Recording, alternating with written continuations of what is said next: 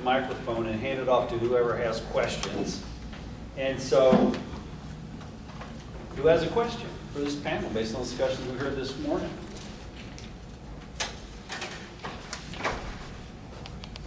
And Anna's going to ask you to speak in the microphone because we are recording this. So, Sue Birding with Sierra Forest Legacy. So something we think a lot about is the fire deficit, which is not to ignore concerns about too much of maybe a high severity fire or a high severity fire in the wrong place. But very concerned about deficit of low and moderate severity fire, and even high severity fire in places where it's not putting things at risk, and it, with the right type where it would be burning high severity. So I think, I kind of drill in on the tension between WUI and some of your leading comments, Joanne, about WUI being, well, the discussion around what is WUI.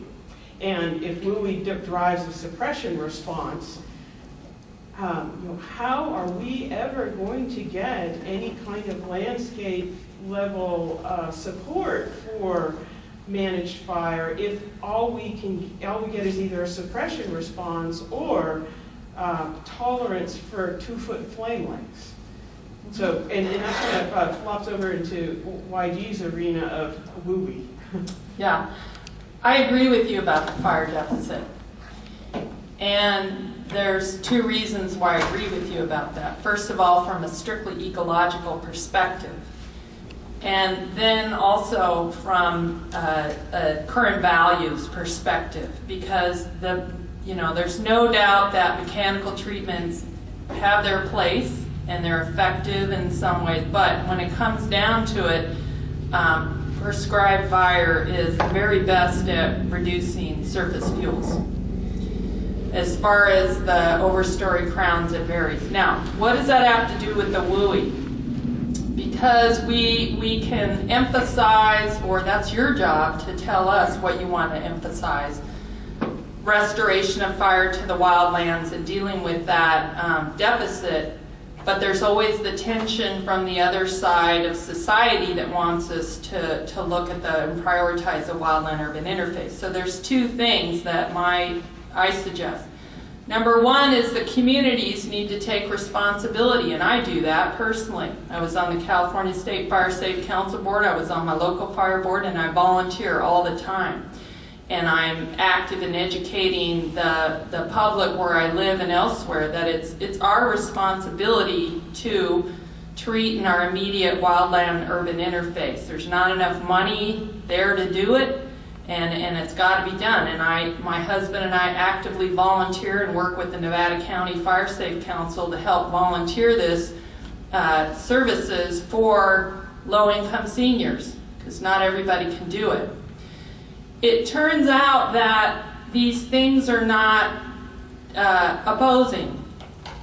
The folks around Quincy and Indian Valley and Chester have especially around Quincy, have had so much fire around them. And they've had a lot of treatments that they've done with the Quincy Library Group, especially with shaded fuel breaks, that have been useful, but fires still jump over them. So they have their place, and they're a good strategy.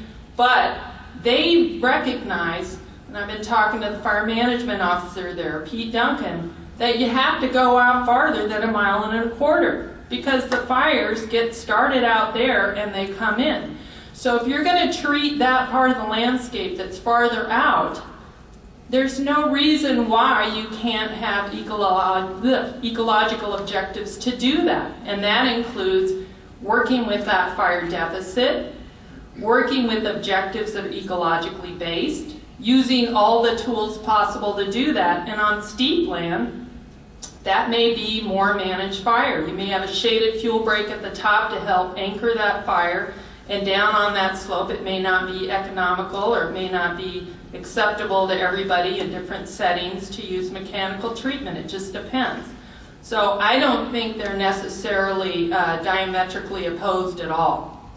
And my own opinion is, with increasing length of fire season, drier conditions because of less snowpack, more moisture as precipitation, we have to figure out what to do. So I don't think they're opposed at all. I think that, you know, we need to treat a lot more of the landscape with whatever means we can, and I'm going to talk more about that this afternoon. So you're wrinkling your eyes like I may or may not have answered it, but that's okay. So does anybody else have anything? No? Another question? Jay, I was going to ask you, if you don't mind, your slide about fire severity, it went by faster than my brain was able to absorb. Could we do that again? Which Please? It was the one before the big one with the blue background.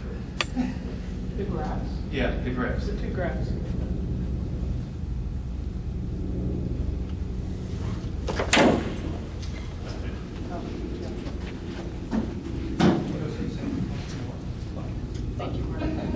This one? Yes, please.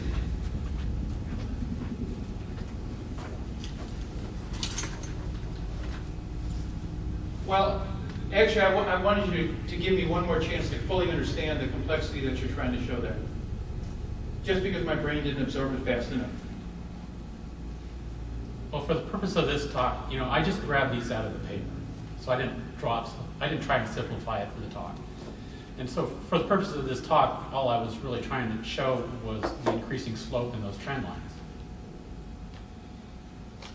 Are you asking, you want me to explain more of the complexity? Yes, I was. Okay. If you don't mind. So the black diamonds are the year-to-year annual numbers. For the graph on the left, that's percentage of high severity, and on the right, it's area of high severity, only it's on a log scale.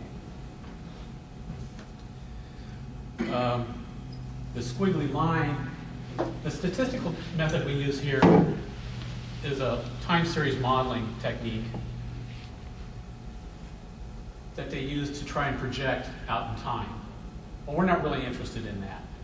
But in order to do that projection, you need to understand what's gone on in the past and if there's any kind of linear trend here in order to come up with, to make a parametric distribution in these data out there.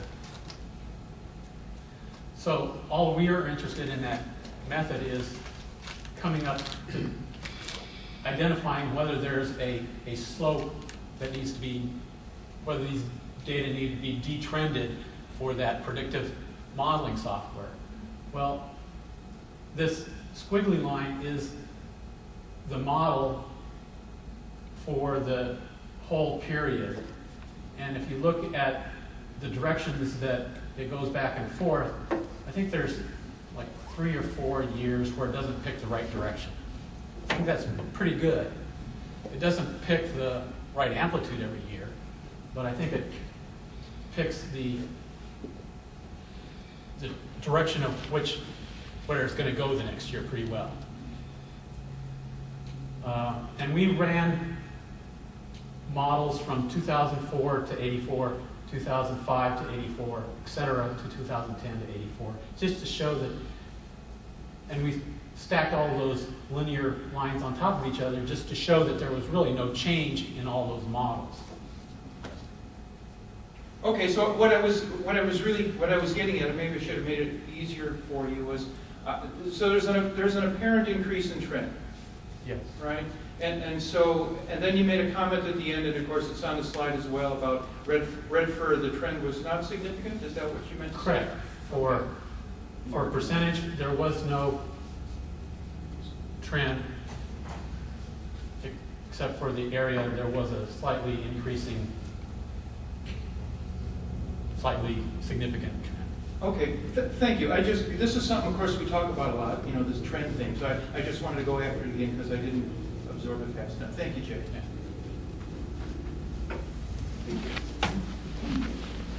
Don Remains, the Forest Issues Group, and I live in Nevada City, and we've been working on trying to get a biomass plant going in our area. And there's various sources of supply. We have actually the cut chipping and all the material from the local people, homeowners in around Nevada City.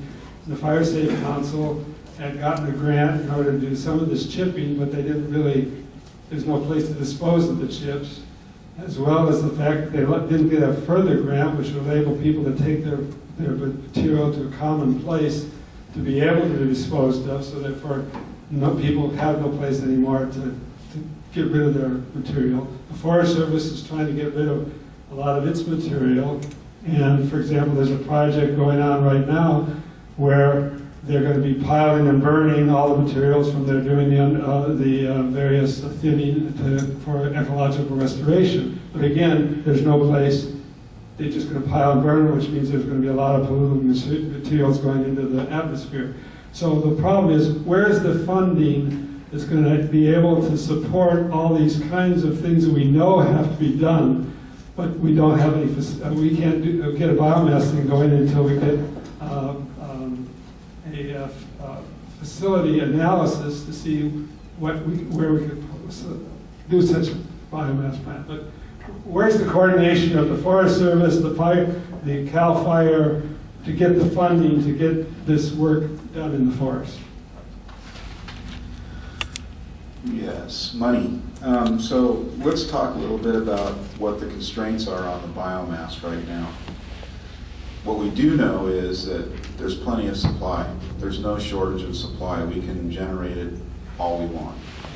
The constraint on it is haul cost, because it costs a lot of money to take that stuff any kind of distance to a treatment area. So we got to get the treatment areas closer so that it's more cost effective. Also, it'd be kind of nice if the actual reimbursement rate for selling the electricity would go up a little bit, so then it would be even more cost effective. So how are we going to get those kind of facilities in place? Well, there's probably a couple of things that will factor into it. Now, one novel approach is the way that the Placer County guys are going at it right now. They're looking at selling credits. They not the same way that we're talking about carbon credits on the open market and cap and trade. They're essentially putting together their own little market for credits. And as they do this, they're selling them as mitigations for various projects in Southern California. So essentially they're using that as a trade-off. If that project proves out, if it proves out that they can do that they can use these for offsetting specific projects in Southern California, they will have a cost-effective way of dealing with those kinds of projects. And that's more of a free market approach, because you have to deal with mitigating these other impacts somehow, and they're providing an avenue. They're going to have a project this year on Blodgett where they're taking out a ginormous pile and transporting it to Placer County to utilize it. And hopefully we'll see how that works out cost effectively. The second thing to it is, as unpopular as the SRA fee has been over the last couple of years, I do hasten to point out it's quite likely that there will be money available in that fund in the coming year that can be applied to grant projects. And I'm sure that one of the highest priority things that we could apply that to is biomass facilities. It's one thing to provide money for chipper programs. That's very good, and it's very high visibility. But as you rightly point out, unless we have something to take that material to, it's not going to work. So that'll probably be a high priority issue for that particular fund. That's good news, George. I hadn't heard about that mitigating offset. There's another alternative, and that's mastication and leaving the material on the ground. And I have to say, from both a fire behavior standpoint and a ecological effects standpoint, I have concerns about that. I won't implicate Sid Beckman at this moment drinking his coffee, but Sid told me many years ago out in the field that it's the type of mastication contract that's important. Are you incorporating that material into the ground, or are you leaving it on top? If you leave that material on top, a lot of people feel that that's a good thing, to leave that soil cover and to leave that organic material there. However, when a fire goes through, it can be like a barbecue. Especially if it's manzanita. I use that to barbecue. We did a joint fire science project in a pine plantation on the Sequoia National Forest, the Red Mountain Project, and published a paper off that where we measured fire behavior in a masticated site. And it definitely reduces the flame length down. However, it also can increase the heat that's there for an amount of time, and that tends to cook the roots or the cambium of the trees that are remaining. So unless you clear around the trees, which we also experimented with, and it's costly, you're going to have some very high effects, even if it's a low, not much of a fire going through there. What we also found that others have not documented is that it actually increased the rate of spread. And it increased the behavior more than some people thought. So it leads me to believe there's more variation going on there with fire behavior and mastication than we think. So we do need to do something with those chips. I'm glad to hear about that. And the other question I don't think we've researched enough is, what is the effect on the understory and long-term productivity in that soil when you dump a bunch of carbon on there? It's just as if you put sawdust on your garden. All the microbes there start sucking up the nitrogen to deal with that, and so you end up with a nutrient deficit in your soil. We also don't know if that thick layer of chips covers up and prevents that understory flora from coming up there. So that's an excellent point you're bringing up. It's something that I agonize about myself all the time. And in the place in Nevada County, no one wanted that location in their backyard. Which, how are we going to treat it? And the same thing with the Placer County plant. No one wanted that in their backyard. So, very good point. Back to John. Thanks. And so I got a question, threefold question for you all, and actually for everybody in the room to be brainstorming about if they think it's worthwhile. And so, Joanna, I really like the where you were going with the resilience metric, the index, and it begs the question to me is, okay, these areas that are way far away from the WUI, that are very far away from being resilient, it begs the question, okay, well, we need to do something there.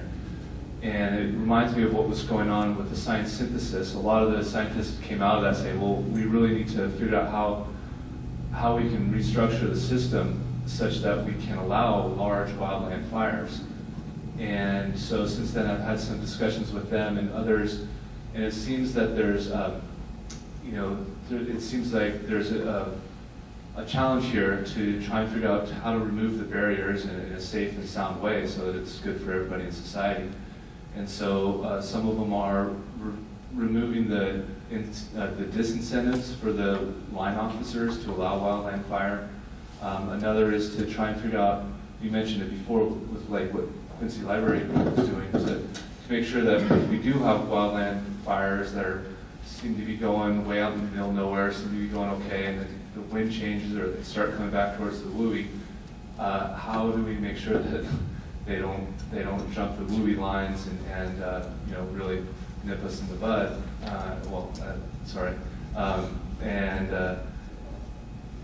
And I think there was a third along those lines, but I'm just really hoping that we can start.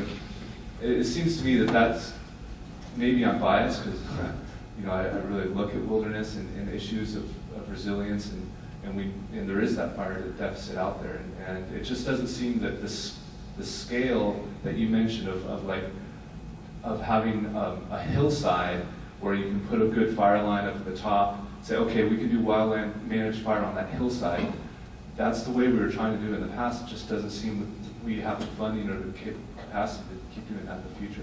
Yeah, I think you're thinking right along the line I am, because you'll hear me this afternoon and I'll say we need to treat half to 2/3 of the landscape. And some people may think that's radical, but that's what I believe based upon my experience on fires.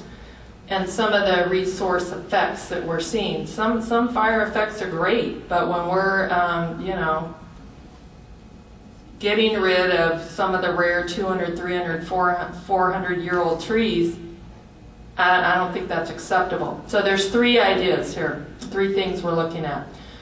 First of all, the fuel breaks aren't a perfect idea, but they're a good way to get started, where we can do mechanical treatment. It's on less steep slopes, and they provide an anchor point during suppression, as well as doing large landscape burns or managed fire. And we can get those done pretty quick. Second of all, when Phil Bowden, who talked yesterday, the regional fuels guy, and this interagency group, we've talked about looking at the energy release components as a better way to manage for that part of the fire season, or the fire seasons where we can have a higher reliability with managing fires. That's the energy release component, and it's telling us how explosive it might be. So, and we need to look at that not just on a nationwide standpoint or an entire state standpoint, but on a location by location. The Kern Plateau should be considered differently than the Plumas National Forest. The east side of the Plumas National Forest should be considered differently from the west side. They have different climates, different fuel conditions, different explosive natures. So that's a very important way that we can look at it. And there's some years where it's just not going to be a good idea everywhere, and there's other years we better take advantage of it. The last really important thing is burn boss capacity and burn crew capacity. A lot of people feel we've lost that corporate knowledge. There used to be a lot more large landscape burns. And there's 2 elements to that. There's the line officer who has to take the ultimate risk, but the person who takes the most risk is the burn boss. And it takes a lot of guts to do that these days, but there are people out there that still want to do it, and we have to have some policies that, within appropriate bounds, covers them a little bit more, so they're not as held out there. And we need to, in my opinion, think of that. That's why I look at that whole circle with the human element and factors. Maybe institutionally we're organized incorrectly. How can we pretend that we require firefighters to have more training for safety, which they need, and then they have less time to do burning when the conditions are more amenable to it? We need to have special crews, and that's all they do. They are specialized to burn, they're highly capable, and they roam around the state and cover, several forests or several areas. They work with the Park Service, they work with BLM, they work with the Forest Service. And to me, it's that institutional solution that may be one of the most important ones. And there are a lot of fire folks I've talked to that are very interested in that. So there's solutions on all ends for me. Those are the 3 main ones. Anyone else have a comment? Oh, no, it's not like, oh, no. Okay. I just wanted to make one quick comment about that particular aspect of things. The WUI has changed dramatically. When I was a kid, there was probably 12 million people in the state. And now we're upwards of 30 million. And soon we'll be 50 million before you can even turn around. So what's that mean? An exponential increase in people living closer and closer proximity. So a fire out in the middle of nowhere that's not bothering anybody is a really rare occurrence anymore, because you get people that say, I have bad health conditions and the smoke is really affecting me, or a rural community with almost no viable economy that maybe depends entirely on recreation and has its entire recreation season shut down because of a large-scale fire. What do those people do? They don't have a fallback position there. So when Joanne says it takes guts, yeah, I can imagine it takes more than I got. I mean, you gotta really, that's gotta be the toughest call anyone's gotta make, because what you do, no matter what happens, is going to affect a lot of people. There's no such thing to me anymore as the one that's not bothering anybody. And like I said, catastrophic fire is the one that burns down your house. It also is the one that affects your livelihood. It's also the one that affects you. So you may own a ranch with 500 head of cattle, and you've got smoke sitting in there for 3-4 months. That's going to affect you quite a bit. So it's kind of a hard decision to make when you're looking at triple bottom line.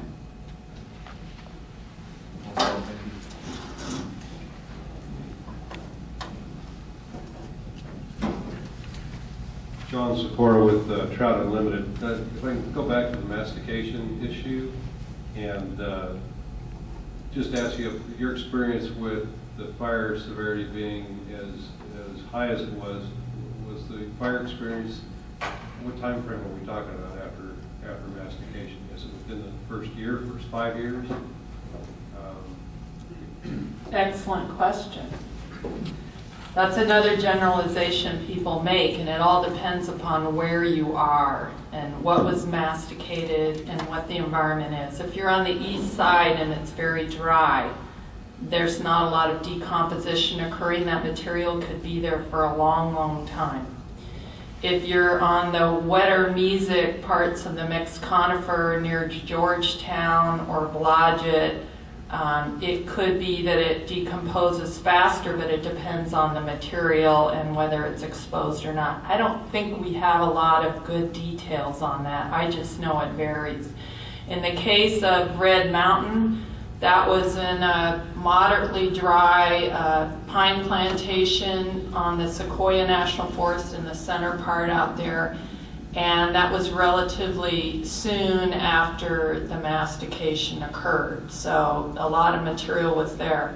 Where I live, near Grass Valley, there's been a lot of mastication on Bureau of Land Management areas, and it's pretty wet there, but that material's still sitting there. And I have some that was just from logging on my property that's incorporated in the soil, and when I burn around my house, because I get tired of raking leaves, it smolders under there, and I don't like that. So we don't really know. We don't know, but it varies.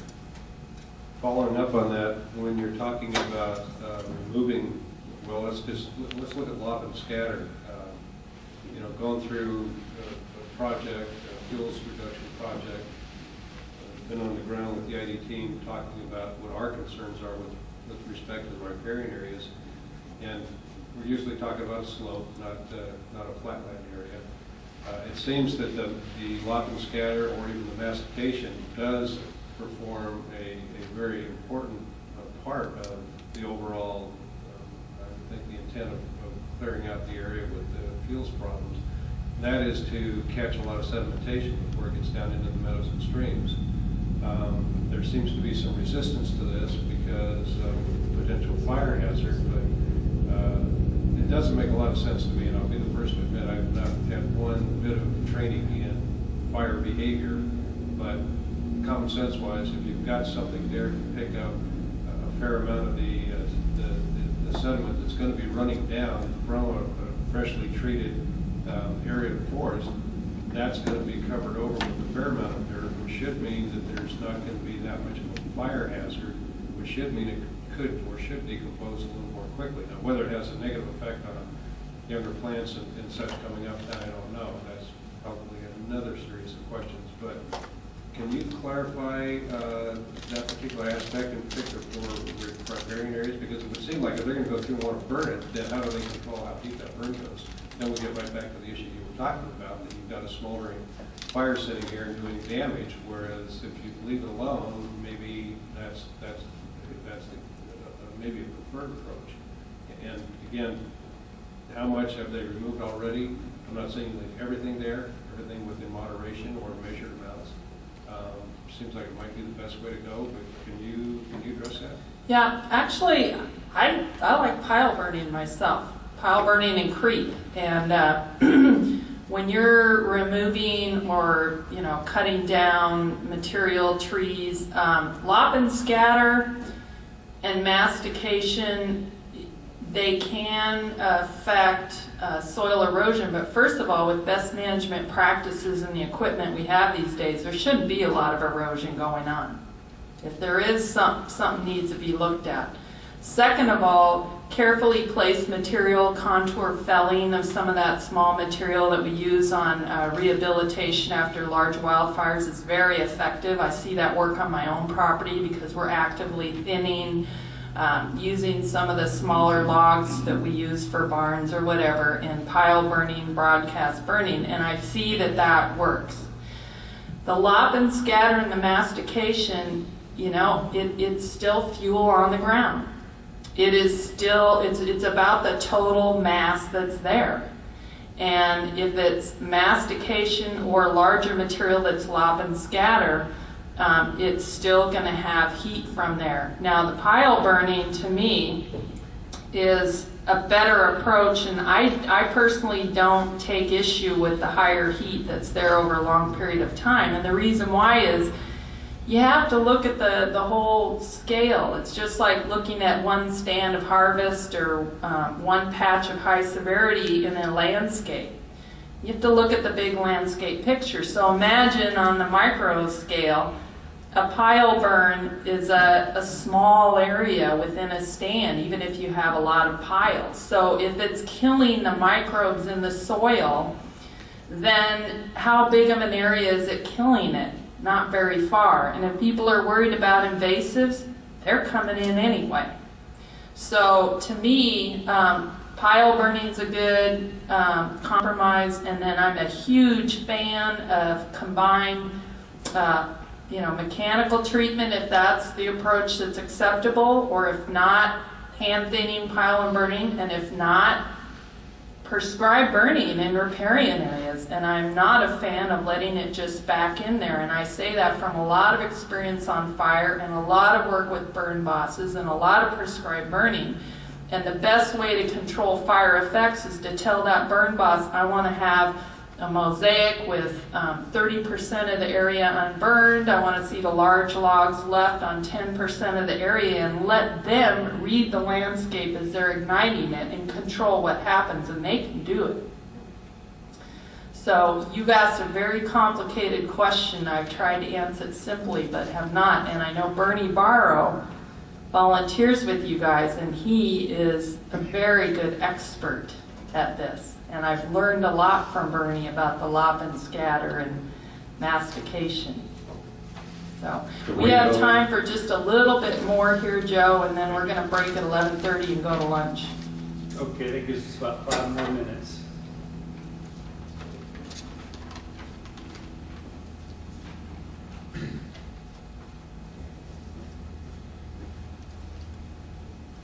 Hey, again, I'm Justin Augustine, Center for Biological Diversity, and my background is wildlife biology, so that's the lens I approach fire through. And at least recently, I consistently hear certain fires, like Story, Moonlight, Downey. I always, or almost always, hear them referred to as the kind of fires we don't want. And when I look at the wildlife data, I see just the opposite, and I'm referring to Plumas-Lassen administrative study data, the Institute for Bird Populations black-eyed woodpecker study, McNally fire bat study, McNally fire spotted owl studies. And so I'm wondering, why is the Forest Service not using wildlife as an additional lens through which to examine fire, especially in the science synthesis? I saw maybe 1 or 2 references of total post-fire wildlife. So I'd like to see if there's opportunity for that lens to be, not replace any other lenses, but to be added to these lenses through which we examine fire. That's a great point, Justin, and I think we need to do more of that. And the thing is, we have to be careful about what we choose to do because we only have so much money.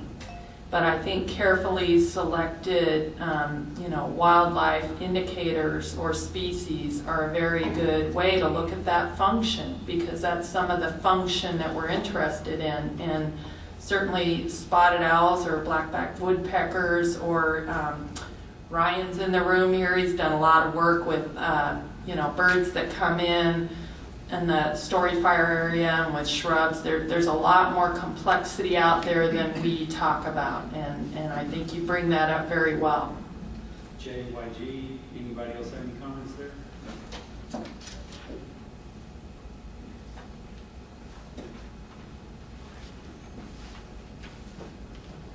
After this, we'll have one more question and we'll break for lunch. Mark Stanley, what can kind of get to both what you and YG have talked about is whether we like it or not, the wildland is where the votes are. The wildland urban interface is where the votes are. And so when a fire approaches, that's where efforts can be made to try to suppress it. And to kind of get to what you were saying earlier is that, and one of the comments here is you can have a managed fire, however you want to do it, whether you set it or it's a wildland fire that you're going to try to manage. Once it gets rolling and the wind changes or some conditions change, then it becomes a threat to that wildland urban interface. So we all seem to want to get back to a more naturally occurring fire of pre-settlement days, which really was a mosaic, created a mosaic of across the landscape, kind of what you were talking about in the small piles. And I think the only long-term answer is to create that same fuel treatment, whether it be through prescribed fire or mechanical, in a mosaic effect, so that you do have a different intensity. You don't get that fire rolling as it approaches a wildland urban interface, which we're always going to put our resources, as YG says, that's catastrophic when it's approaching my house. So I think long term, we have to look at the entire landscape, regardless of who owns it, whether it be Forest Service or private or whoever, to create that mosaic effect on the landscape, both from fire perspective and controlling that, as well as species diversity and ecological diversity on the landscape. So you have habitat for whatever those assets are that you're trying to protect. Yeah, I'll add one more thing that you kind of touched upon. This is another corollary to YG's axiom. Fire is catastrophic when it's approaching my voters, because the calls that come in from politicians when it happens, they don't care what the theory is. They just know that their constituents are unhappy. And so you have to deal with that aspect as well. The thing that I agree that more treatment needs to be done in order. It's something, as you know, we contemplated in the fire plan creation, a more resilient, naturally occurring ecosystem. Well, to do that, it's going to require resources and money, and is there the will to do stuff like that? It's very important, because adjacent landowners of all stripes, whether they're in the WUI or they manage timberlands or have significant investment in their own properties, they have an expectation that they will somehow be able to have their investment and their cherished possessions somehow still be able to exist, and that requires a lot of thought. That's a difficult political nut.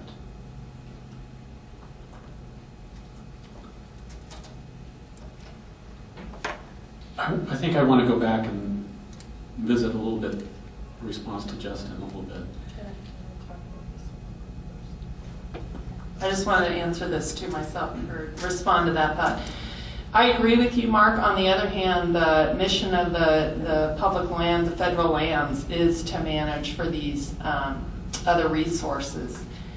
And like I was telling Sue, I don't think these are diametrically opposed. And part of that comes from my viewpoint that has changed from being on many fires. And every rural community I've lived in, and I grew up in Quincy, had a large wildfire near it coming at my house. And a couple years ago, there was a tanker flying over my house. I didn't like that. But the thing is that what do I feel is the best way to have that not happen? And ultimately, we have to deal with a large amount of the landscape. And as far as the smoke issue, I was there on the Chips fire sucking the smoke. I saw my Plumas County neighbors have their economy not really negatively affected.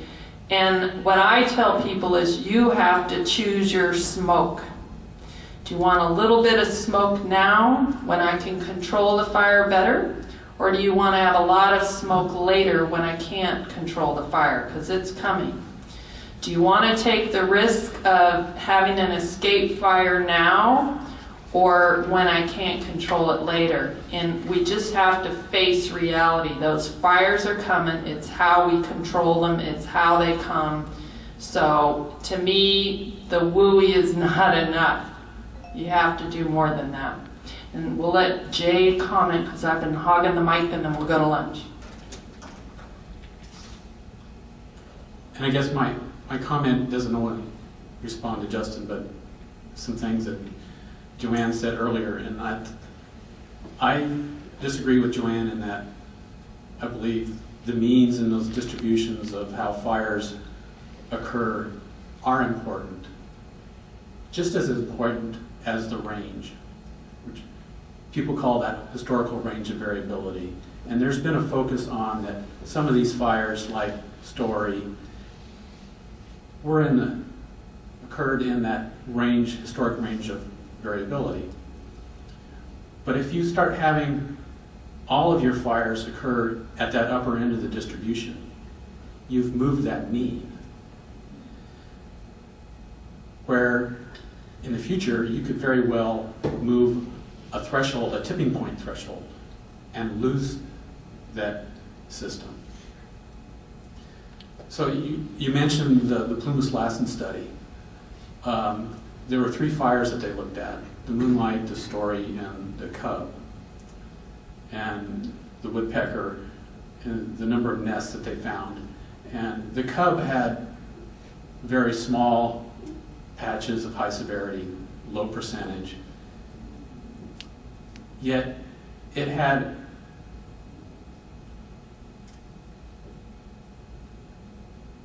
they found just as many nests in the Cub as they did in the Moonlight. Of course, the Moonlight has a lot of other effects in it that all their transects weren't running through undisturbed post-damaged fire.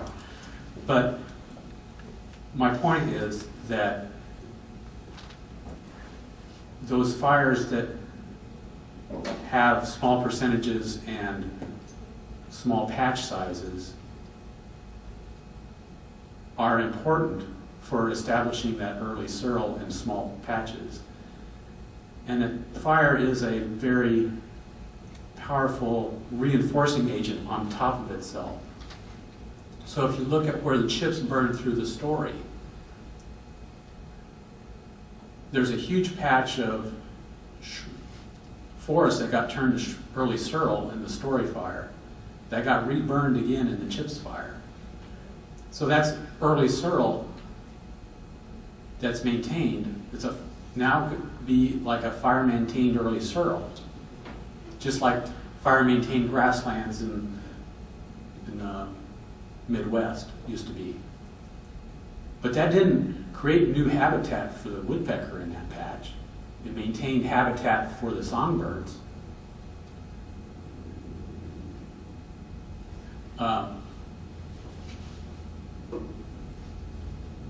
But those large patches, I think, are what we need to worry about.